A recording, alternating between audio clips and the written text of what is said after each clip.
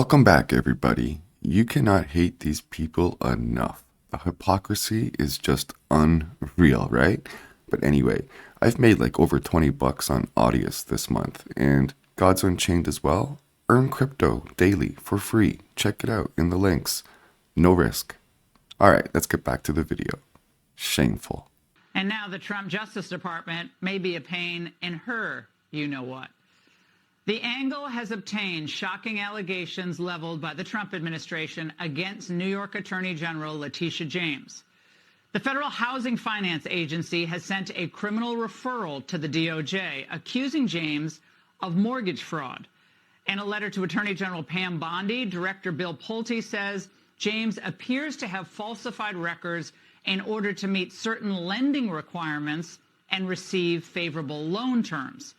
He cited a property in Virginia that she's allegedly claimed as her principal residence and a property in New York that she claimed as a 4-unit structure instead of the required, instead of a 5, which Pulte says means she was able to get a different type and more favorable loan.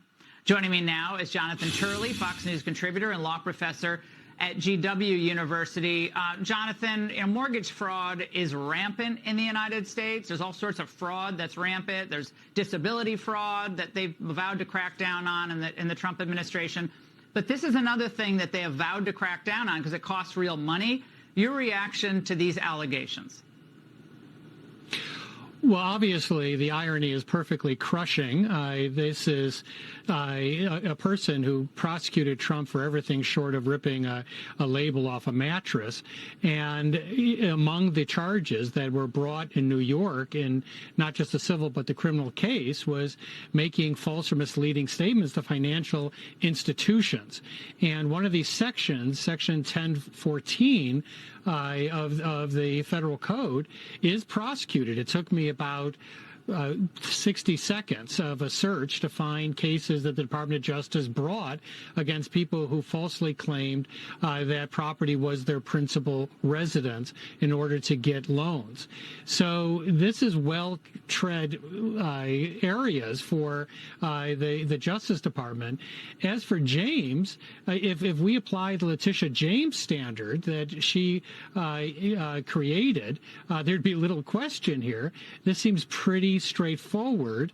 What the administration is saying is this was not her principal residence. In fact, as a New York elected official, she had to say that her principal residence was in New York. This was an out-of-state residence. But also, they claim that in some of these forms, she actually states that her father is her husband in order to file as a married couple. So there's a lot of those questions. And as you know, the Supreme Court just stated earlier in March in a case called Thompson that they want to see knowing false statements under sections like 1014, not just misleading statements. These are misleading statements. Either it's your principal residence or it's not. Or it's not. Either you're married to your father or he's your father. So they can this can satisfy the Thompson standard. Yeah, well, Jonathan, we reached out to the DOJ and they have no comment on this referral. We also reached out to Attorney General James, who did not respond to us either.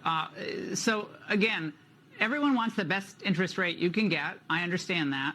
But, she's a lawyer. She knows that when you sign a mortgage application, that mortgage application, if you're borrowing money, if you're not borrowing money, nobody cares whether it's your principal residence, except, where you file your taxes. But she decided to state that that was her principal residence, knowing it was not her principal residence. I didn't even know she had property. I mean, I guess she had property in Virginia and she has rental or investment property in New York. That's fine. But in the New York matter, to get the favorable rate, the building could only have 4 units. But it looks like the entirety of this building, it had 5 units, meaning it was in violation of the actual loan agreement. And again, this is not a novel application of the law, Jonathan. As you stated during the persecution of Donald Trump, she was using all these novel applications of law to go after him. This isn't novel. This is a black and white issue. You either did or you didn't. Right, and this has been prosecuted in the past. Now, we have not heard her side of this, but these documents themselves are quite damning. It's hard to see how the residences listed were her principal residence. The business about her father is just bizarre. Now, I'll note that one of the things that Letitia James stressed in her case against Trump is that Trump had to review documents that were filed in his name. And so she dismissed the argument that this was something that Trump's people put together. She said he's ultimately responsible. So they allege that she gave a power of attorney in a couple of these instances, but according to her own standard, that's not enough.